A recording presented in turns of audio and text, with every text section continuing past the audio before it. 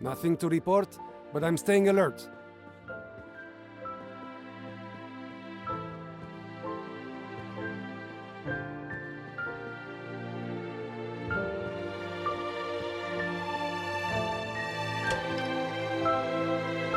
There's Mr. Pennington.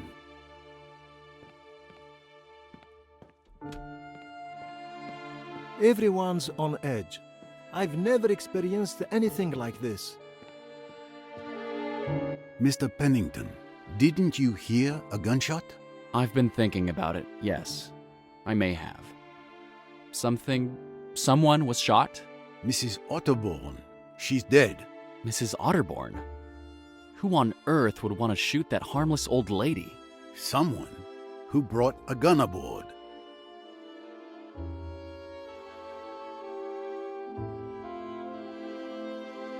It's your pistol that killed Mrs. Otterborn. My pistol? Really? Is that an accusation? I haven't moved since the last time we spoke. And anyway, everyone knew I kept a gun in my cabin.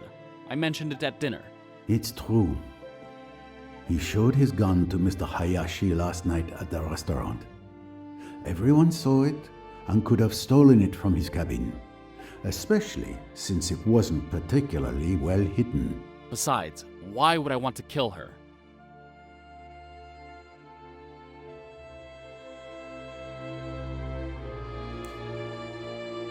There is an obvious motive, monsieur. Mrs. Otterborn was killed because she knew who murdered Miss Bourget. She had to die just as she was about to reveal their identity. So you really think I'm the killer?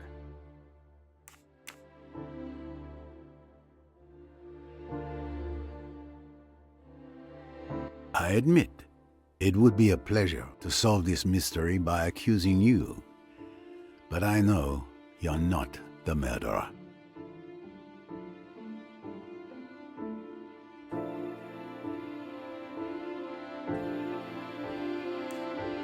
No, Dr. Bessner was at the stern of the boat, and I know the murderer fled toward the bow, so Dr. Bessner couldn't have seen anything. Mr. Ferguson was at the end of the deck, near the lounge. Either he saw no one or he's lying, and then he's our murderer, which logically means it's not you. And if he's telling the truth, it proves you didn't leave the lounge. Either way, his testimony clears you. At last, some sanity. Since you're not the police, would you kindly let me have my pistol back? I suggest you take better care of it. And do not be so very pleased with yourself, monsieur. You and I are not done yet.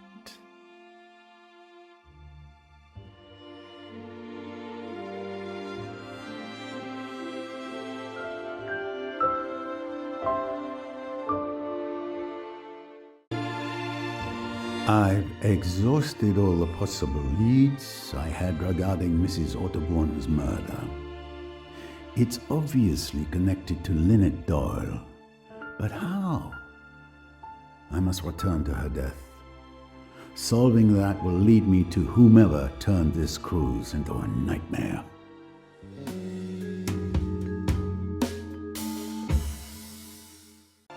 With all these tragedies, I have not had a single moment to reflect calmly.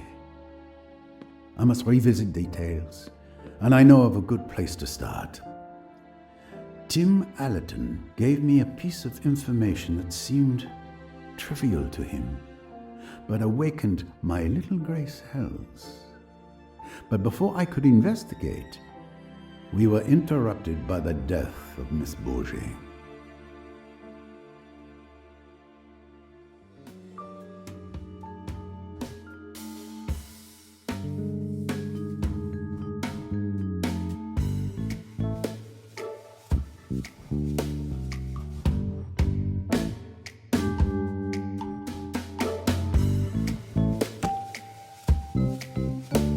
What was it now? Ah, yes. Mr. Allerton told me he heard a splash at 12:26 a.m. near the bow. However, Miss Otterbourne admitted to throwing her mother's bottles overboard at 1:10 a.m. near the stern. 2 splashes, 2 objects thrown into the water last night. I need to find out what the first one was.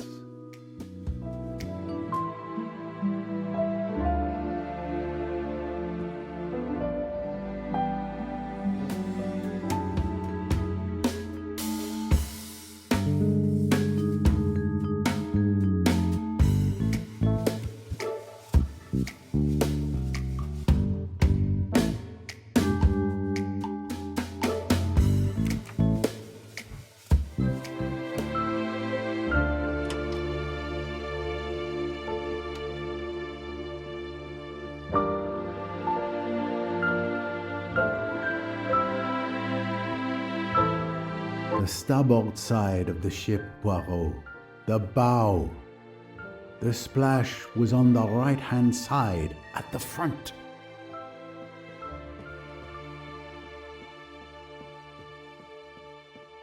No, this isn't where Tim heard the splash. It was on the starboard side, near the bow.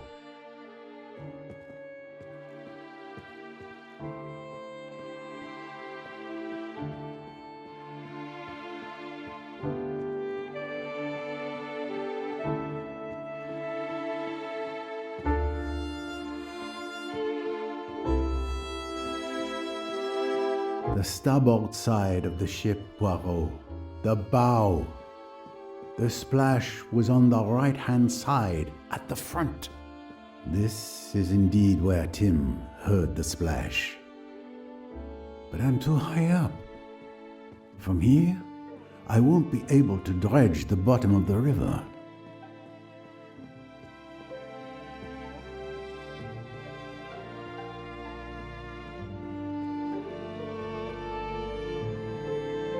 Perfect. From here, I should be able to dredge up whatever was thrown into the water. Here you go, sir. I've brought what's needed to dredge the bottom, as you requested. Thank you very much. Let's get to work. We shouldn't waste any time. I'll guide you.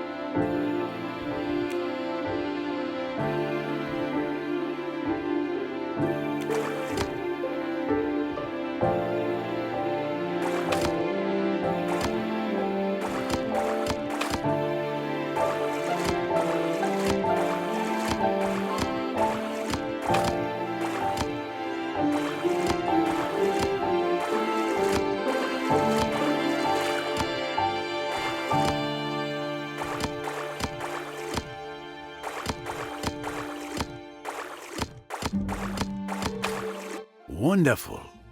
A successful catch indeed. Let's see what treasures you found for us.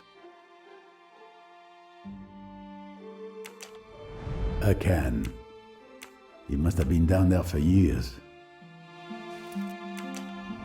A worn shoe, falling to pieces. It serves some foot well. A Morse code bracelet.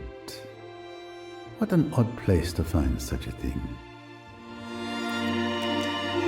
A plastic bottle, thoughtfully tossed overboard by a tourist, no doubt. These colors, it has a hole with burn marks on the edges.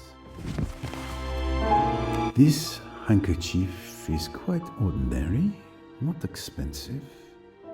It's stained red. Blood? No, after a night at the bottom of the Nile, the color should have faded. But the stain is still bright red, as if it were just made. It looks more like red ink. Ah, there you are, the infamous revolver of Mr. Belfort, and the presumed murder weapon.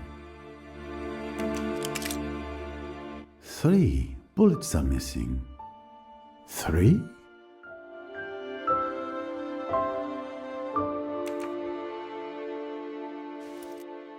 I finally know what was thrown at 12:26 a.m. A torn scarf, a stained handkerchief, and Mr. Belfort's revolver with 3 missing bullets. The pieces of the puzzle are coming together. So, do you know who the killer is, Mr. Poirot? Almost, Samir. Thanks to this fruitful catch, I can now draw some new conclusions. A certain scoundrel has been laughing at Poirot, but laughter dies swiftly in a hangman's noose.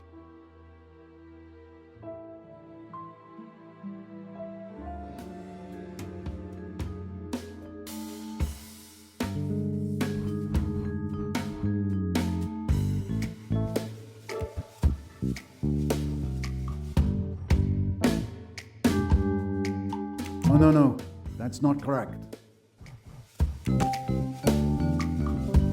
When I inspected Mrs. Doyle's cabin, I remember seeing a nail polish bottle labeled pink, yet the liquid inside was clearly red.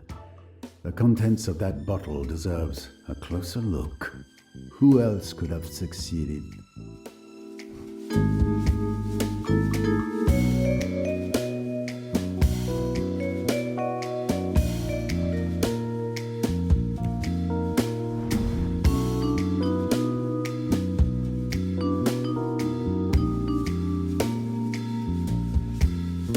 I must admit, I'm missing something.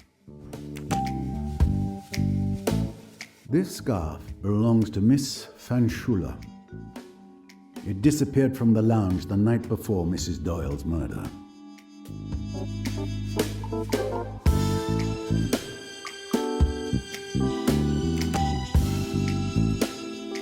Given the size of the hole and the burn marks around it, it is clear someone fired a small caliber bullet at this scarf at close range. Who is the world's greatest detective?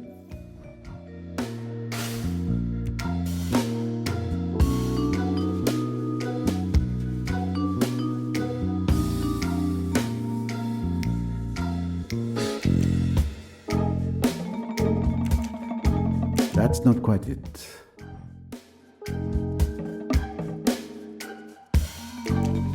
Come on, you can do it.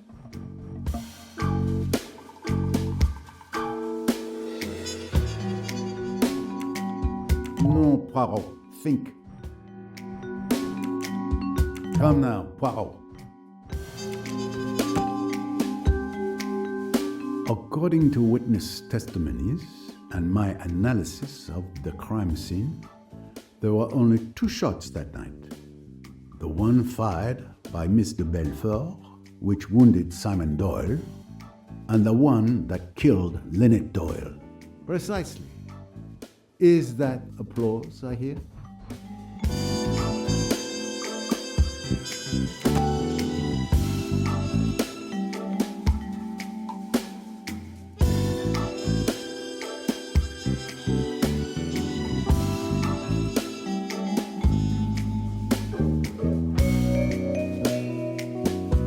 One less puzzle to solve.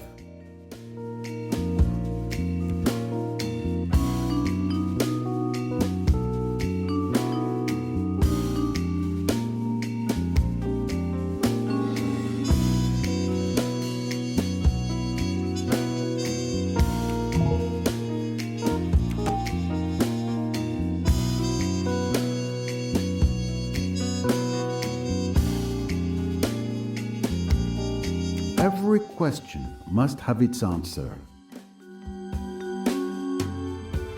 Et voila. I now have all the facts I need to reconstruct the events of the night Lynette Doyle was murdered.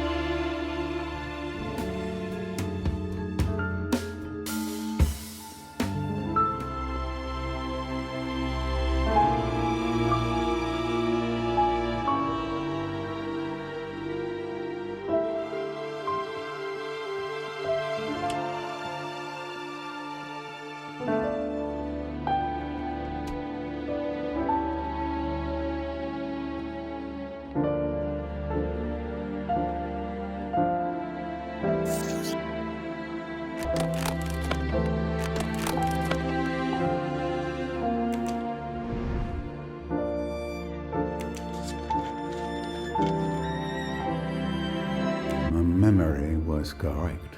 This doesn't smell like nail polish at all. Or blood. It's red ink.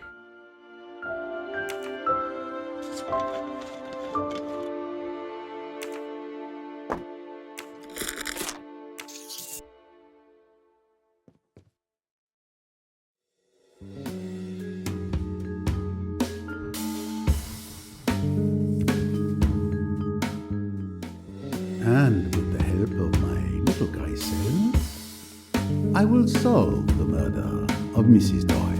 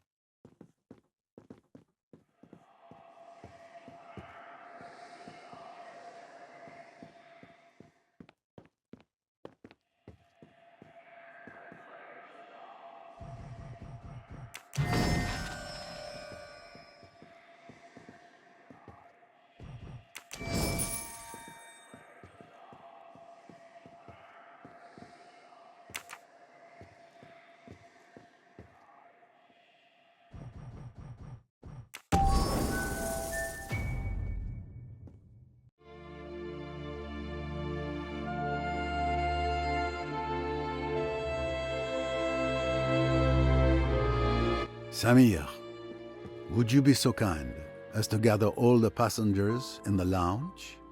As quick as you can. Everyone? Even Mr. Doyle? In his condition? Yes. It is absolutely crucial that all the passengers are present. I'm counting on you. Right away, Mr. Poirot.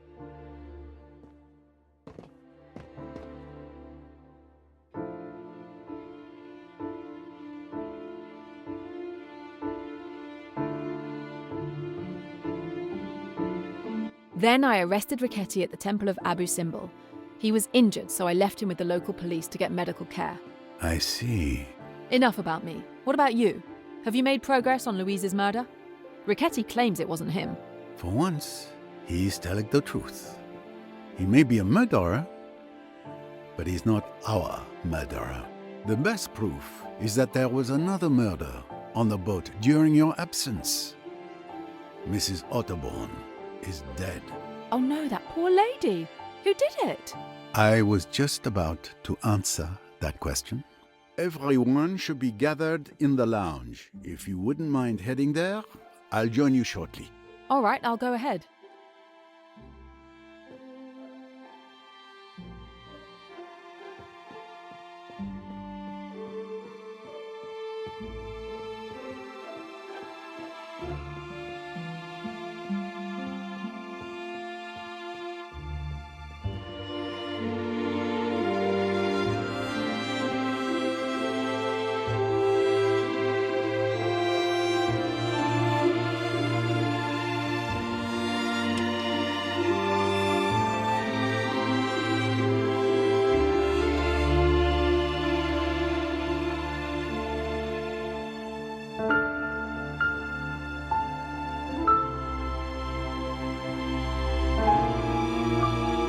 I've gathered all the passengers, as you requested. Perfect. Thank you very much.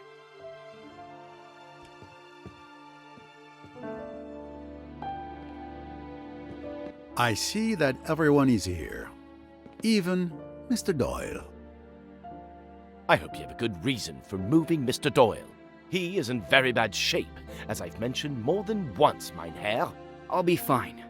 I want to hear what Mr. Poirot has discovered about Lynette's murder. Thank you, monsieur. Now then, when we first began our investigation, we had two hypotheses. The first was that the murder was not premeditated. The killer witnesses the scene between Mr. Belfort and Mr. Doyle, waits for everyone to leave the lounge, grabs the revolver that was under the chair, and shoots Lynette Doyle. The second hypothesis was that the murder had been meticulously premeditated. Correct, Miss Royce? Correct. Very quickly, we were able to eliminate one of these two hypotheses. The murder was very carefully planned and accurately timed, with all the details meticulously worked out beforehand. Even to the drugging of my bottle of wine on the night in question. Let us explore the elements that support this hypothesis. Miss Robson had seen Mr. Belfort fire her revolver, had seen Simon Doyle collapse onto a chair, and had seen him clasp a handkerchief to his leg. That's exactly what I saw. What had Mr. Hayashi heard and seen? He heard a shot, and he found Doyle with a red-stained handkerchief pressed to his leg. I can confirm that. What had happened then? Mr. Doyle had been very insistent that Mr. Belfort should be got away, that she should not be left alone. After that, he suggested that Mr. Hayashi should get hold of the doctor. Accordingly, Miss Robson and Mr. Hayashi go out with Mr. Belfort, and for the next 5 minutes, they are busy on the port side of the deck. Miss Bowers, Dr. Bessner's, and Mr. Belfort's cabins are all on the port side. So someone had 5 minutes alone to go and kill Mrs. Doyle. But who? Simon Doyle. It is foolish, that. Do you think a man with a fractured bone and a splint on his leg could go walking about the boat and killing people? I tell you, it was impossible for Simon Doyle to leave my cabin. But yes, the thing seems impossible, but it's nonetheless true. During my investigation, I managed to retrieve Mr. Belfort's revolver, which had been thrown into the water. It was wrapped in a stained handkerchief. To an untrained eye, this stain could have been mistaken for blood. But Hercule Poirot's eyes are not untrained. The stain was, in fact, red ink, contained in one of Mrs. Doyle's bottles of nail polish. So when Miss Robson and Mr. Hayashi saw Mr. Belfort shoot Mr. Doyle, and he writhed so piteously in pain from his injury, it was all a show. Mr. Belfort did indeed fire her revolver. There were several witnesses, not to mention the missing bullets from the gun. It was all staged. Mr. Doyle used that handkerchief soaked in red ink to make it look like he was bleeding from a bullet in his leg. He managed to fool everyone. But I carried him. I clearly saw that he was in real pain. Absolutely correct. He was indeed injured when you carried him.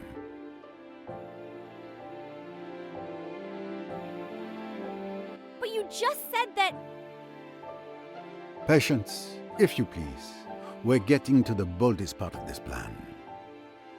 As I mentioned earlier, after Mr. Belfort fired her shot, Mr. Doyle insisted that Miss Robson and Mr. Hayashi remove her from the lounge. Now he is alone. 2 minutes are all that Simon Doyle needs. He picks up the pistol from under the sofa, runs like a hare silently along the starboard deck, enters his wife's cabin, creeps up to her as she lies asleep, shoots her through the head, puts the bottle that has contained the red ink away, and runs back. But what does he do next?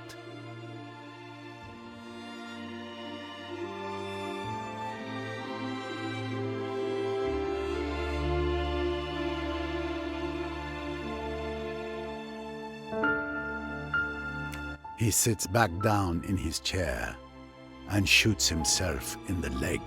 That is the moment when he's truly injured. But what about the gunshot? We should have heard it, just like the first one. I even heard a splash in the water, which makes far less noise. Well observed, my young friend. Mr. Doyle used an object to muffle the sound of the gunshot.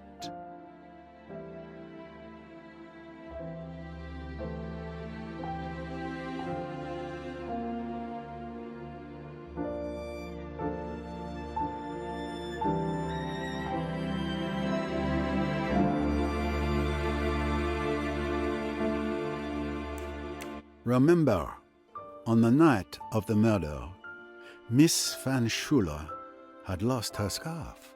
In fact, it was Simon Doyle who stole it and hid it under a cushion, setting the stage for his crime. Scoundrel! How dare you involve me in your nasty schemes? We fished the scarf, the handkerchief, and Mr. Belfort's revolver from the Nile. As you can see, the scarf has a hole ringed with powder burns, caused by a bullet fired at close range. You, Dr. Bessner, examined Lynette Doyle's body. You will remember that the wound showed signs of scorching. That is to say that the pistol had been placed close against the head before being fired. So, that is exact. Now, thanks to this scarf, we know that the gunshot was muffled.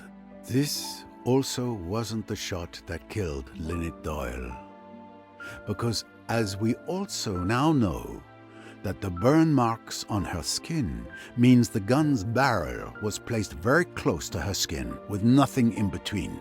It also could not have been the shot Mr. Belfort fired at Simon Doyle, as no one mentioned anything about it sounding muffled. Given these facts, the conclusion is quite clear. A third shot was fired that night. The third missing bullet from the revolver. You make it sound so simple and logical. Because it is, Monsieur Ferguson. Miss Van Schuler's scarf was used to muffle the sound of the gunshot when Mr. Doyle shot himself in the leg. But that's not the end of the revolver's journey.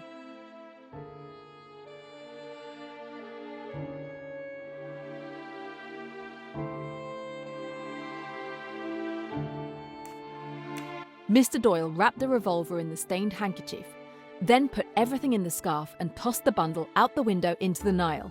And that's the splash I heard. Exactly, Mr. Allerton. It required very precise timing, but Monsieur Doyle acted coldly and swiftly, just as he did when he murdered his wife.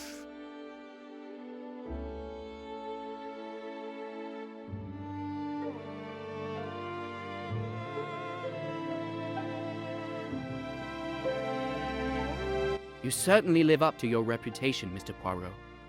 Your theories are quite spectacular, but something is bothering me. If I am the villainous murderer who killed his wife, how do you explain the murders of Louise and Mrs. Otterbourne? What fantasies have you cooked up to explain how I could have managed those? And why? According to your theory, I was well and truly injured and bedridden in the care of Dr. Bessner all day. In fact, you're my alibi. I was even in the same room as you when poor Mrs. Otterbourne was killed. You're absolutely right, Mr. Doyle. I hope you didn't think I was done. Let us move on to the murders of those unfortunate women.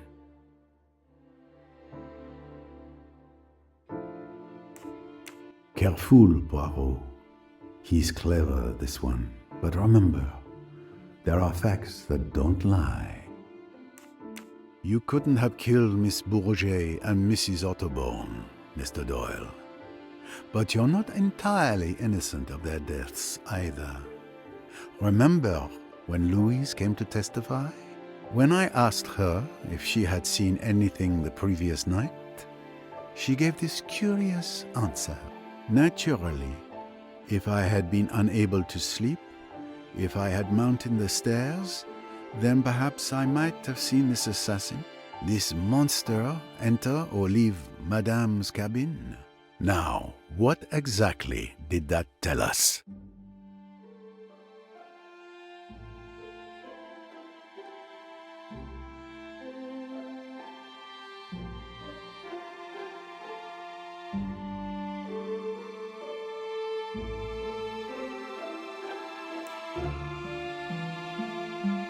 Miss Bourget lied when she said she saw nothing.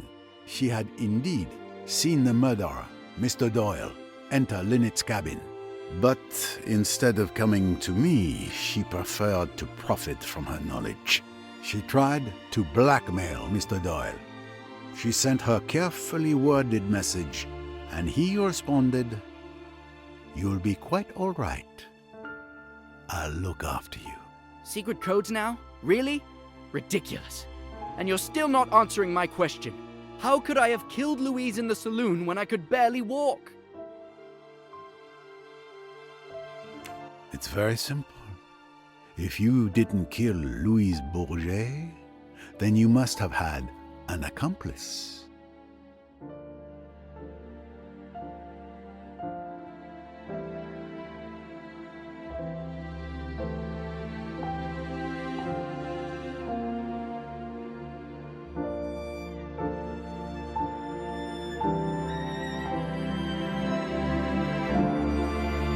An accomplice?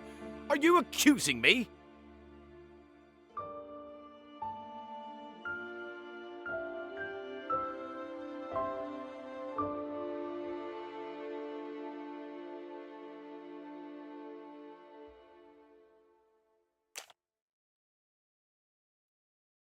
This accomplice can be none other than Jacqueline de Belfort. What?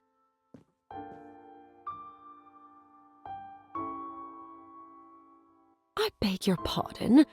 You're insane! As I say, it was a very cleverly planned and well thought out piece of work. It could not be chance that Simon Doyle had a bottle of red ink in his pocket. No, it must be design. It was not chance that he had a plain unmarked handkerchief with him. It was not chance that Jacqueline de Belfort's foot kicked the pistol under the settee, where it would be out of sight and unremembered until later. So you truly believe that Miss de Belfort and Mr. Doyle are accomplices? Certainly, the two halves of the murderer. What gave Simon his alibi?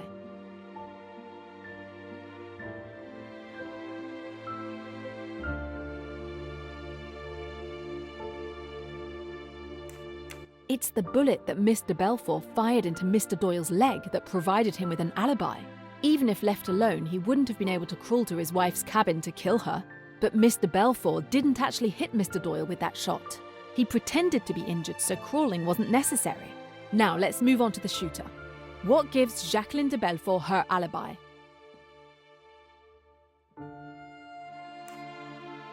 Mr. Doyle was insistent that Mr. Belfour was never to be left alone from the moment of the gunshot until this morning. That gave her a rock-solid alibi for the murder of Mrs. Doyle. There, between the two of them, you get all the qualities you require. The cool, resourceful planning brain, Jacqueline de Belfour's brain, and the man of action to carry it out with incredible swiftness and timing. Look at it the right way, and it answers every question. Simon Doyle and Jacqueline had been lovers. Realise that they are still lovers, and it is all clear. Simon does away with his rich wife, inherits her money, and in due course will marry his old love. It was all very ingenious. The persecution of Mrs. Doyle by Jacqueline, all part of the plan. Simon's pretended rage.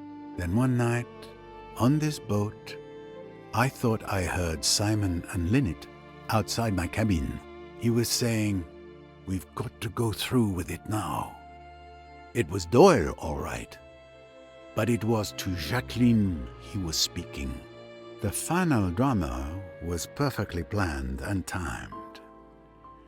There was a sleeping draught for me, in case I might put an inconvenient finger in the pie.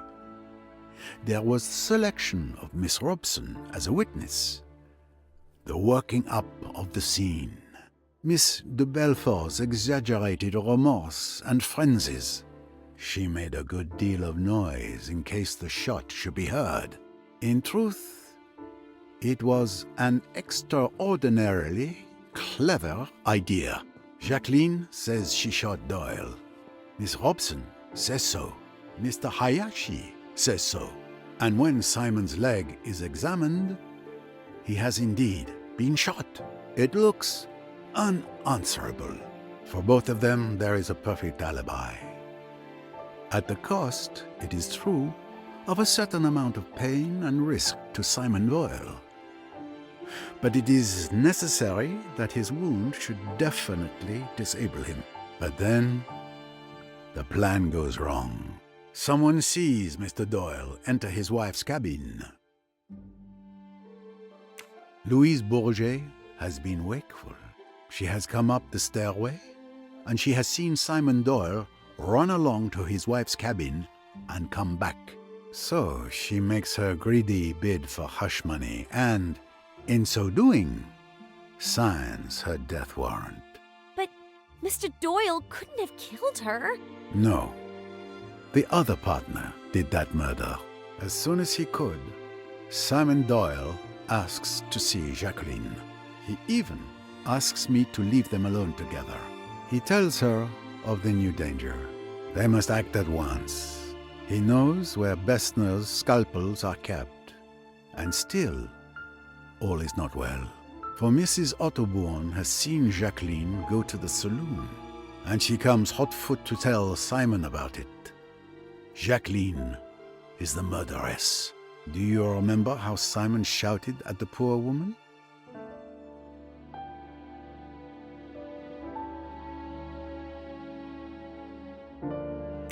Nerves, we thought. But the door was open, and he was trying to convey the danger to his accomplice. She heard, and she acted like lightning. She remembered Pennington had talked about a revolver. She got hold of it, crept up outside the door, listened, and at the critical moment, fired. She boasted once that she was a good shot, and her boast was not an idle one. I remarked, after that third crime, that there were 3 ways the murderer could have gone. I meant that he could have gone aft in which case Ferguson was the criminal. He could have gone over the side, very improbable. Or he could have gone into a cabin. Jacqueline's cabin was just 2 away from Dr. Bessner's. She had only to throw down the revolver and bolt into the cabin. It was risky, but it was the only possible chance.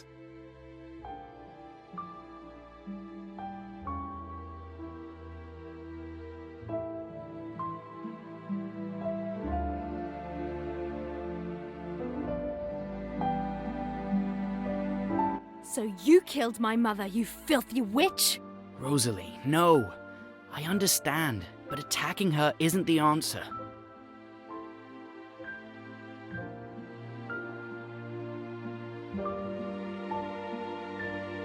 Come on.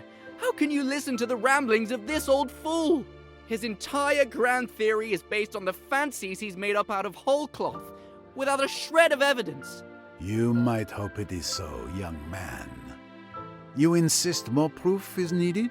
You hope Poirot is a doddering old fool? Then by all means, let's allow someone else to dodder some. Miss Royce, if you would.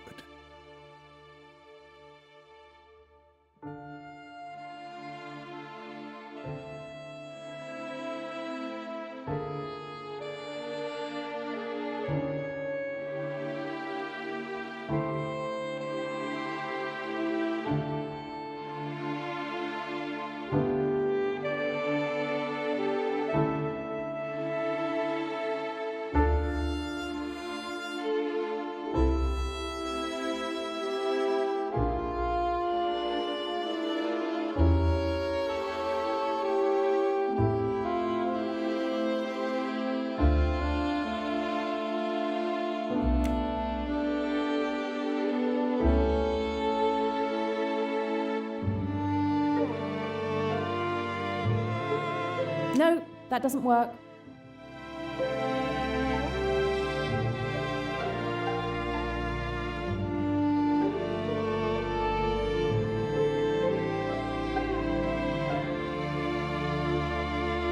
With pleasure.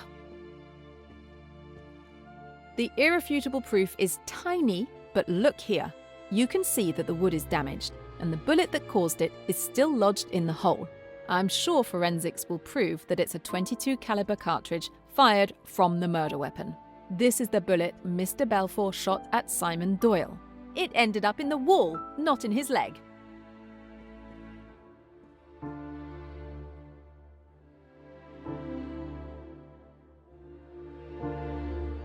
Damn you!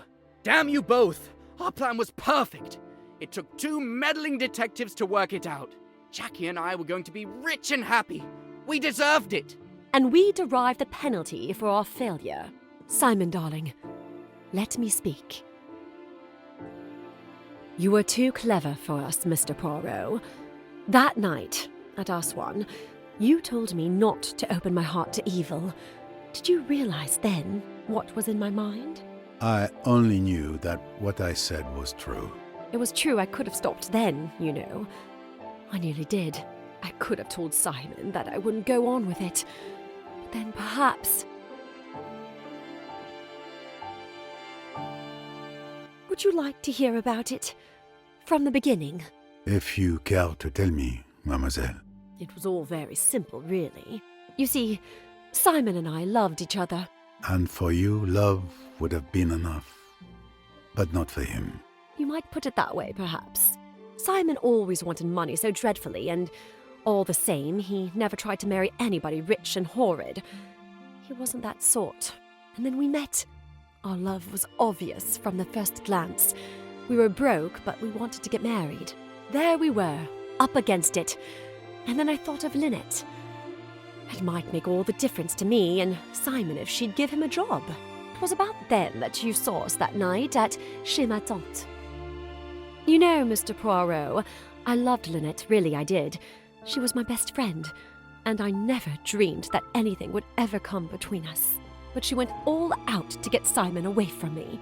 I don't think she even hesitated for more than about a minute. I was her friend, but she didn't care. She just went bald-headed for Simon. That's why I'm not really sorry about her, even now. And Simon didn't care a damn about her. But he did like the thought of her money. Of course I saw that. And at last I suggested to him that it might be a good thing if he got rid of me and married Lynette. But he scouted the idea. He said, money or no money, it would be hell to be married to her. He said his idea of having money was to have it himself. He talked about it a good deal one way and another, about how convenient it would be if Lynette died. I said it was an awful idea, and then he shut up about it. After a bit I saw that he'd made up his mind, and I was terrified. Simply terrified. Because you see, I realized that he'd never pull it off. He'd have no kind of subtlety about it. And he's got no imagination. So I had to come into it too, to look after him. I thought and I thought, trying to work out a plan. It seemed to me that the basis of the idea ought to be a kind of two-handed alibi. You know, Simon and I could somehow or other give evidence against each other, but actually that evidence would clear us of everything. It would be easy enough for me to pretend to hate Simon. It was quite a likely thing to happen under the circumstances. Then, if Lynette was killed, I should probably be suspected. So it would be better if I was suspected right away. We worked out details little by little. Even then, Simon went and wrote a J in blood, which was a silly, melodramatic thing to do. It's just the sort of thing he would think of. But it all went off fine. And then there was Louise. Yes. It was not your fault that Louise Bourget could not sleep that night. That miserable Frenchwoman tried to blackmail us. I pretended to grovel. I took her all the money we could get hold of. And then, when she was counting the money, I did it. It was quite easy. That's what's so horribly frightening about it. It's so terribly easy. And even then, we weren't safe. Mrs. Otterbourne had seen me. I'd no time to think. I just acted like a flash. It was almost exciting. Love can be a very frightening thing. That is why most great love stories are tragedies. Don't mind so much for me, Monsieur Poirot. After all, I've always lived hard, you know. Jackie, I ruined everything. I'm sorry for it all, my love. If I had known all this before,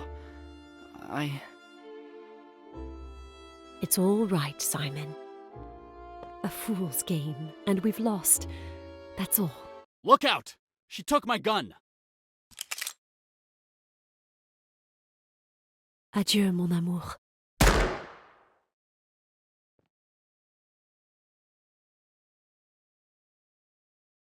No!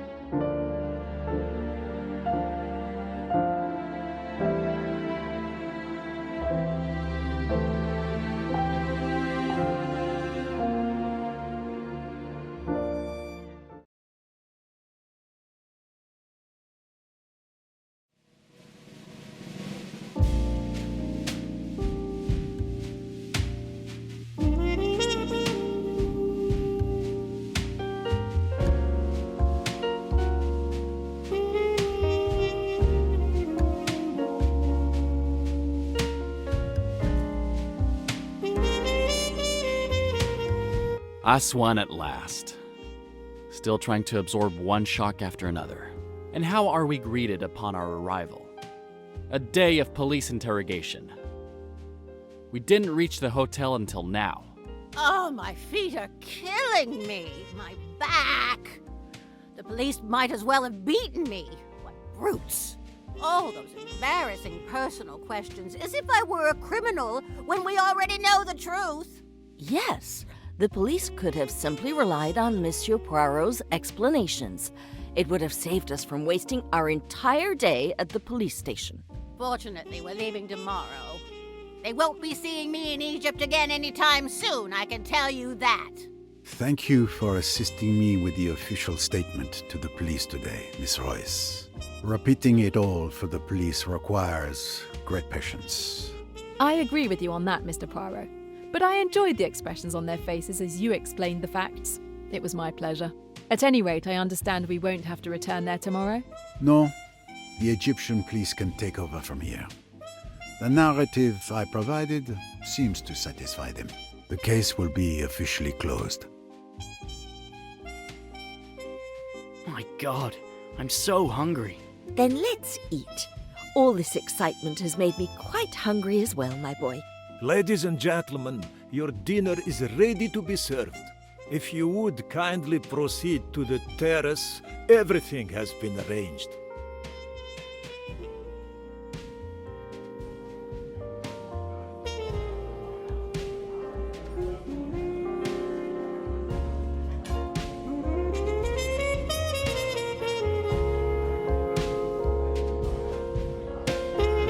Waiter, another glass, if you please. Care to have another one with me, my friend? I'm afraid I don't drink as fast as you, Mr. Pennington. My glass is still only half full. Oh, no. That's half empty. It must be refilled. What is the reason for all of this enthusiasm? It's because I'm celebrating. You're talking to the richest man in England. This trip has been the most lucrative of my career. If it is not impolite to ask, what are you going to do when you return to England, Miss Royce?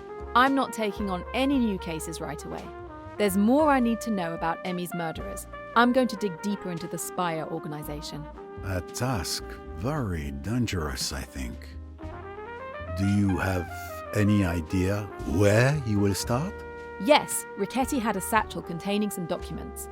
I haven't had the time to look through them until now, but I'm hoping they'll give me some leads. It is a big case you're tackling, Miss Royce. A dangerous one.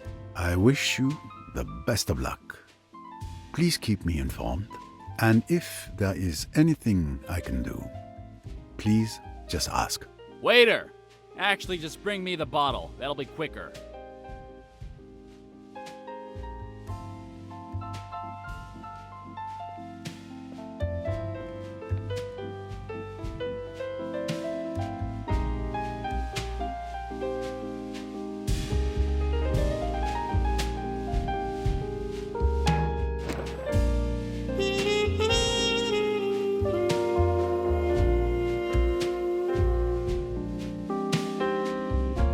Good night, Miss Royce.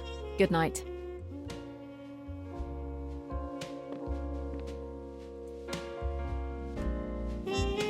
Miss Royce, come join me. I tire of my book.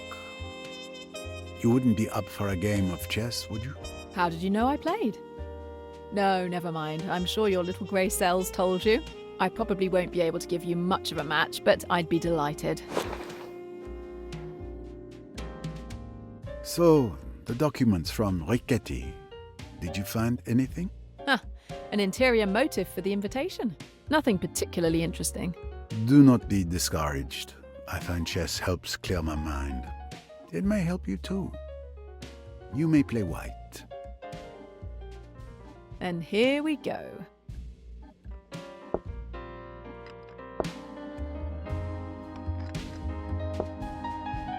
Checkmate. I didn't have much hope of beating you, but I enjoyed the match. Don't be modest.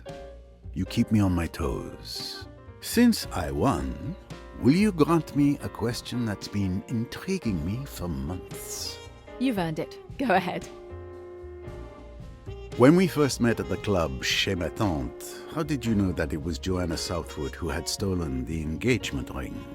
To me, the only explanation would be that you saw her. Sometimes the simplest solutions are the most likely. That's right. I saw Joanna come out of the storage room with the ring. Et voilà. Sometimes the solution is as simple as that. Quick! Help! There's someone floating in the pool!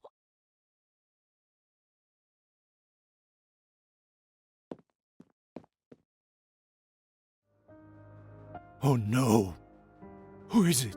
It's Mr. Pennington! I checked his pulse. He's dead. He drowned? This is horrible. What a tragic accident. A rather odd accident, wouldn't you say? What do you mean? The man had been drinking non-stop. Wait, you're not seriously suggesting this could be another murder, are you? Not here? My God, that would be a nightmare for the hotel's reputation. Mr. Poirot, we can't call the police. If they come, it will cause chaos. We'll have to close down. Please, Mr. Poirot, I am begging you. Can you help? I will see what I can find. But the police must be called when I tell you. As soon as you give the word, Mr. Poirot, you have my word. Like some help? Thank you, Miss Royce. But what I do now, it is not precisely correct. If there is blame, I would prefer it land on me alone. Okay, but I can at least get Dr. Bessner to examine the body. Thank you again, Mr. Poirot. I'll head back to the front desk and keep the guests and our staff from the pool area.